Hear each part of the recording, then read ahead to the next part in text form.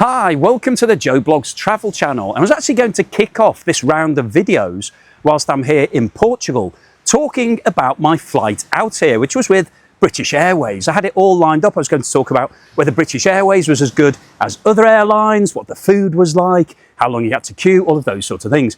But unfortunately, my trip here was somewhat put out of sync because on the way to the airport, I was flying out from London Gatwick, and I decided to save some money. Rather than getting an Uber all the way to Gatwick, which would have cost me quite a lot of money, I decided to get the train because it's environmentally friendly and also it's a bit cheaper. So I got the train and it was quite full, there was a lot of jostling and it was a bit uncomfortable, and I managed to grab a seat sitting on a rack that was designed for suitcases. So I put my suitcase on one side and I had a rucksack on my back which I placed on the other side.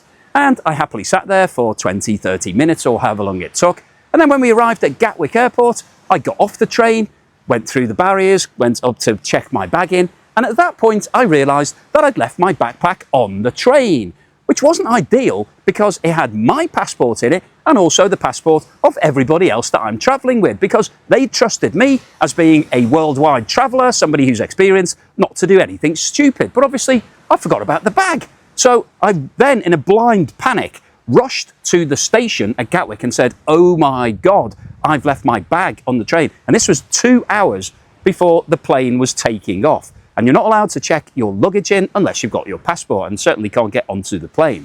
So I then said, please help me, what's going to happen to my bag? And they said, well, unfortunately, your bag is now on its way to Portsmouth because that train goes all the way to Portsmouth, which is about another hour or so on the south coast of England. So I thought at that point, well, that's the end of that. I won't be doing any travel videos in Portugal this year. I'll have to save up and come back next year.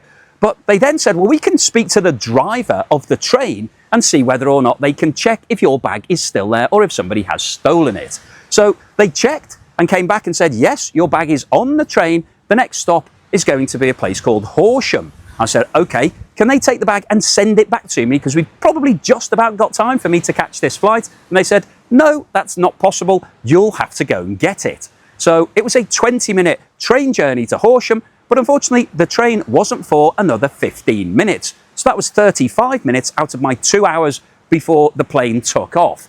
They then said, you can get the train back, but it's a 20-minute wait and it's going to be another 20 minutes to half an hour to get here. So basically, there was absolutely no chance of getting back in time for everybody to go on holiday. So as you can imagine, I wasn't particularly popular at the airport with all the people that I was traveling with. And they were asking questions like, why are you so stupid? Why did I give you my passport in the first place? I hate you. All of those sorts of things that normally come up at those sorts of times. And as you might imagine, I wasn't feeling that good either. I wasn't really having a very good time. Anyway, in order to alleviate the stress, I decided to jump the train to Horsham. I got it down there. That train was also about 7 minutes late, which didn't really help in terms of my timings. I got to Horsham station. These guys who are holding the bag at Horsham station had actually called back and said, can you identify it? Can you give us some things that were in the bag? So I said, yes, there's a plastic folder that's pinky purple. It's got all the passports in it. You can see it's in the main section. When I got to Horsham station, I sprinted down the platform into the lost luggage office and said, I'm here for my bag. And the guy said to me, calm down, there's no need to rush, there's no panic. And which I, as you can imagine, I wasn't particularly impressed with. I was like, there absolutely is. I then said, can I have my bag? And he said, well, how do I know it's your bag? Well, obviously, there weren't that many people who'd been calling, panicking about their bag. They had a sweaty, sprinting man who was out of breath, who just sprinted off the train saying, please let me have my bag. And also, my face is in my passport. So you could check whether it was me by looking at that. Anyway, after his initial gag, he eventually gave me the bag. I had to sprint up the stairs in advance of getting into the station because there was no chance of getting the train back in time. I'd called an Uber in advance, so I had an Uber sitting outside of Horsham station. I sprinted into that all hot and sweaty and out of breath and said, take me to the airport immediately. To which the person said, yes, that's where you've booked to go. I know where we're going. We then had a very stressful 20-25 minute drive from Horsham to Gatwick. And I was told that we had until 10 minutes past 3 to check the bags in, and then it was the cut-off too late. So I arrived at Gatwick at 2 minutes past 3, so I had 8 minutes to get from where I was dropped off to where the bags are checked in. Unfortunately, where you dropped off isn't on the same level as where you actually check into departures. So I then had to wait for a lift, which was incredibly slow. The doors were sort of closing in sort of 1970s fashion, really slow. Eventually got upstairs, sprinted the whole way along travelators, pushing past. I was just shouting, "I'm really late for my train." Everybody was moving out of the way, thinking there's a crazy man, he's coming sprinting through. Got into the departures section at around 7 minutes past 3, so 3 minutes to go.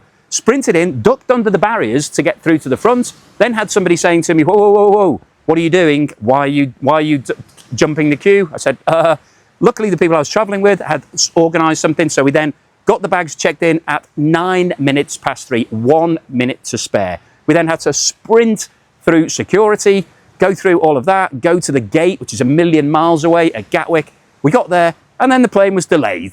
But obviously, I didn't care by that point because I was now the hero, or well, maybe not quite hero, less hated, I would probably put it. Yeah, less, people didn't want to kill me anymore as they did about half an hour before that, when I basically ruined everybody's holiday for them. So, as I said, I was going to do a video talking about the flights, but by the time I got on the flight, I didn't really feel in the mood for actually making that video. I was feeling a bit stressed, a bit tired, a bit out of breath, and just wanted to relax. So I made this video instead. Hopefully you've enjoyed it. Hopefully you'll enjoy more videos like this on Joe Blogs Travels, although not about me losing my bag and the passports, just fun stuff. So if you like this sort of thing, if you like me, if you'd like to see some more of this deserted private beach that I'm on, which is really, really quite nice, there will be some videos on this coming soon, so check that out.